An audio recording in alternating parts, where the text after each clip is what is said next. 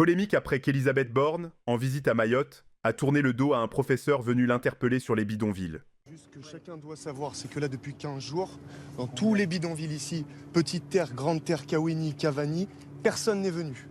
Personne. Donc, vous pouvez dire ce que vous voulez aux informations, la réalité, elle est là. La réalité, elle est qu'il y a des distributions comme... Personne n'est monté. Oui, vous pouvez dire ce que vous voulez, personne n'est monté. Et même cette distribution, personne ne les a vues.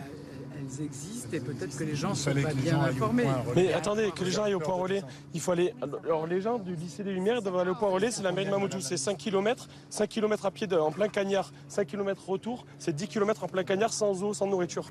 C'est impossible, c'est infaisable. Ils diront ce qu'ils voudront. C'est une honte. Voilà.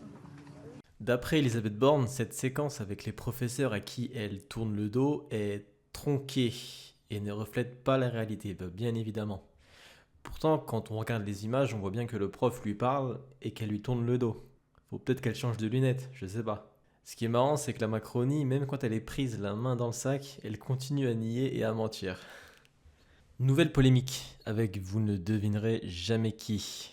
L'ancienne première ministre, encore une fois, Elisabeth Borne, a débarqué en rigolant derrière François Bayrou, qui évoquait les décès à Mayotte suite au cyclone Chido. J'ai même parlé de dizaines, parce que l'estimation qui est faite aujourd'hui, le constat qui est fait aujourd'hui, c'est 39 victimes constatées.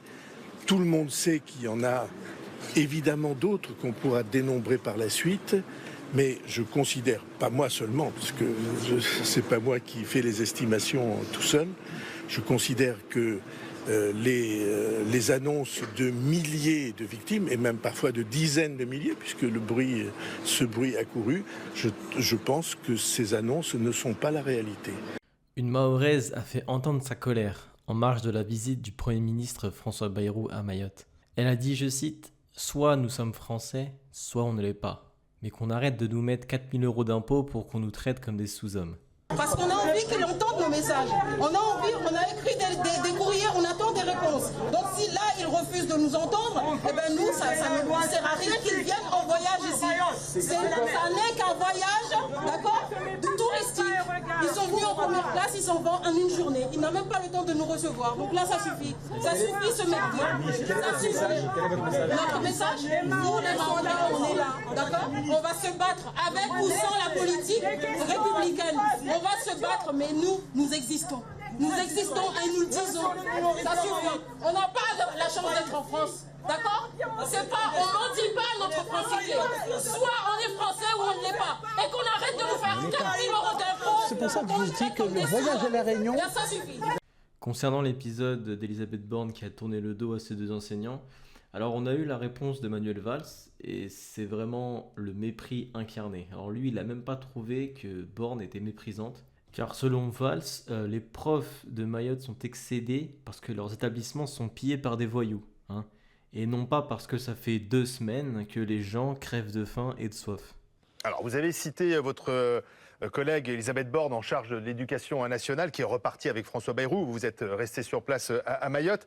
Plusieurs syndicats d'enseignants ont critiqué l'attitude d'Elisabeth Borne. Ils reprochent à la ministre d'avoir manqué d'écoute et même plus d'avoir été assez méprisante face à une colère des enseignants qui se manifestaient directement. Elle a été interpellée notamment par 2 profs, dont un prof de sport. Et on a reproché un manque d'écoute, un manque d'empathie de la part de votre collègue du gouvernement. Est-ce que vous l'avez constaté également? Non, je ne l'ai pas constaté. Nous avons tous les deux d'ailleurs parlé avec un prof de gym. Il y a de la fatigue chez les enseignants. Et c'est normal, il y a de l'inquiétude quand ils voient leur établissement détruit par le cyclone ou pillé par des voyous.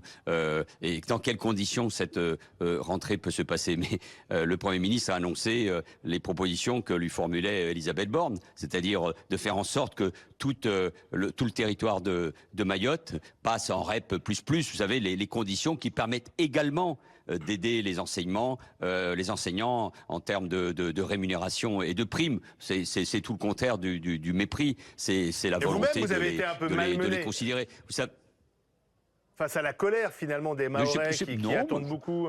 Ah, mais oui, mais moi...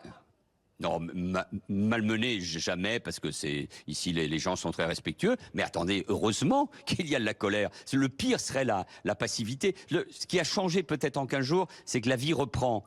C'est que des activités économiques, sociales, les magasins sont ouverts. On verra, je l'espère, à la mi-janvier avec la rentrée scolaire. Mais moi, je suis allé au contact toute la journée avec les maires, avec la population. Demain, je rencontrerai encore le secteur de la pêche, des collectifs aussi qui m'ont demandé audience. Il faut discuter. C'est le rôle aussi du ministre des Outre-mer Vous restez d'être combien de temps auprès sur place de ses compatriotes qui sont éprouvés.